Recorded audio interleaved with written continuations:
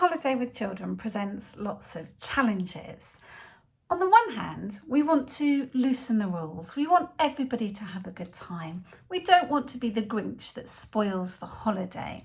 But on the other hand, when children have no structure and they've got, they're out of their routine, that can cause issues around tiredness, emotions, behaviour, and that can mean that parents don't get to enjoy the holiday because we're too busy responding to those. So I'm just going to share with you a few key tips on positive parenting to try and have a harmonious family holiday. My first tip is very simply to have realistic expectations. Sometimes we build things up in our head and we want it to be perfect. We want the best holiday ever. When we do that, we're setting ourselves up for disappointment because, our children will still be our children no matter where we're on holiday. The tensions that are there, the conflicts, the mistakes that are going to be made, those are inevitable. So when we aim for perfection, then we're going to be disappointed.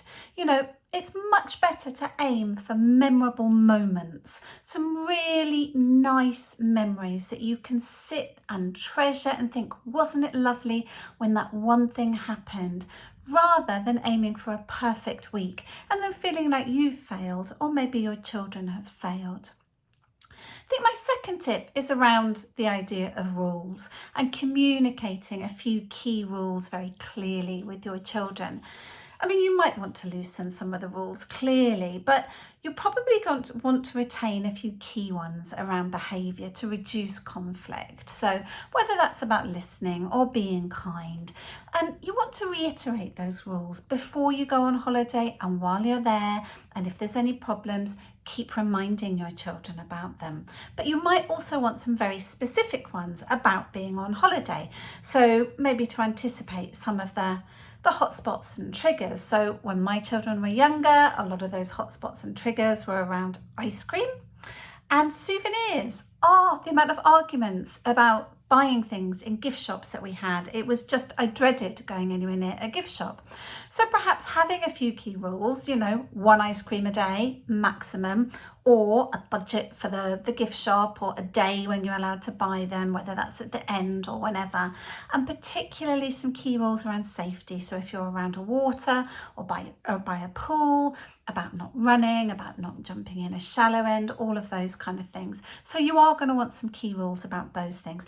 Communicate those clearly to your children, remind them about them, get them to say them to you perhaps, okay? My third tip is around the structure of your day and thinking about the routine that your children are going to be in, because children, let's face it, they get grumpy if they are out of routine, if they're tired, they're not sleeping enough, if they're hungry. You're much more likely to have difficult behaviour if children are struggling just with their physical needs. So thinking about what is the pattern of your day is going to be like, you might want to change it and it's not going to be the same as usual. So, for example, you might be keeping your children up late so that they come out for dinner with you. But then think about, do we need to have a siesta process where they have a nap during the day?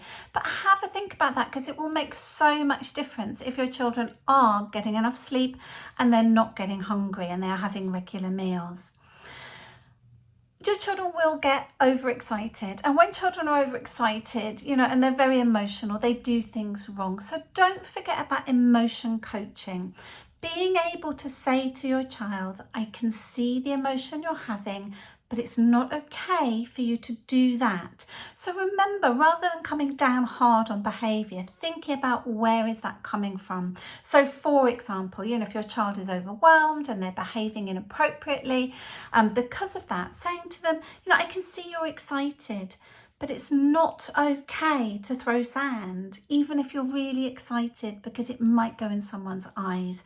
So calmly telling them, I can see that this is coming from a good place, but the behaviour is not all right. So remember your emotion coaching, and if necessary, be prepared to do a sit it out strategy. So a sit it out strategy is very gently saying, I can see you're a bit overexcited right now. Come and sit down next to me for 2 minutes and let's calm down, and then you can go back onto the sand or back by the beach or whatever it was that was creating the problem. So just create a little breather, come and sit by me. We're not sending them somewhere, we're not coming down hard on them. Sit down with me for 2 minutes, yeah, and we will calm down, and then you can go back to play and show me how you can do it properly, or show me how you can stick to those rules. So that kind of approach to discipline. I really hope those tips help to keep your family holiday harmonious and fun. If you are going on holiday, please enjoy it. Obviously, those rules also apply if you're having a staycation at home, whether you're not leaving the house and you're just having days out. You can also apply those. But I do wish you a really happy summer. Take care.